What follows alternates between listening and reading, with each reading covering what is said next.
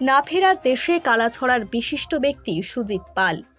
না ফেরার দেশে চলে গেলেন বাছারিছড়ার কালাছড়ার গ্রামের সুজিত পাল।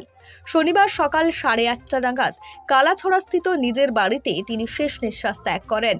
মৃত্যুকালে তার বয়স হয়েছিল 66 বছর। রেখে গিয়েছেন স্ত্রী তুলসী পাল, একমাত্র পুত্র সুমন পাল, 3 কন্যা সূচনা পাল, টিঙ্কু পাল ও রুনা পাল ও আত্মীয় পরিজনদের। দুরারোগ্য ক্যান্সার রোগে আক্রান্ত হয়ে তিনি শেষ নিঃশ্বাস ত্যাগ করেন। উল্লেখ্য, প্রয়াত সুজিত পাল বাথারিছড়া জিপির প্রাক্তন জিপি উপসভাপতি ছিলেন। লুয়াইরপোয়া মণ্ডল বিজেপির প্রাক্তন শক্তি কেন্দ্র প্রমুখেরও দায়িত্ব পালন করেছিলেন তিনি লুয়াইরপোয়া সমবায় সমিতির সদস্যও ছিলেন। গ্রেটার পাল কমিউনিটি মাল্টিপারপাস ডেভেলপমেন্ট কাউন্সিলের বাছারিছড়া জিপির জিপি সভাপতিও ছিলেন। তিনি এলাকার খুবই জনপ্রিয় ব্যক্তি ছিলেন, খুবই মিষ্টিভাষী লোক ছিলেন তিনি। এদিনই কালাছড়াস্থিত নিজের জমিতেই ওনার শেষকৃত্য সম্পন্ন হয়। চোখের জলে একাকার শত শত মানুষ ওনাকে শেষ বিদায় জানান। বিজেপি দলের পক্ষে ও দলীয় পতাকা নিয়ে ওনাকে শেষ শ্রদ্ধা জানানো হয়।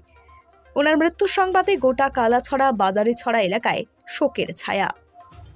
রূপালী সূত্রধরের রিপোর্ট, নিউজ অবিকল।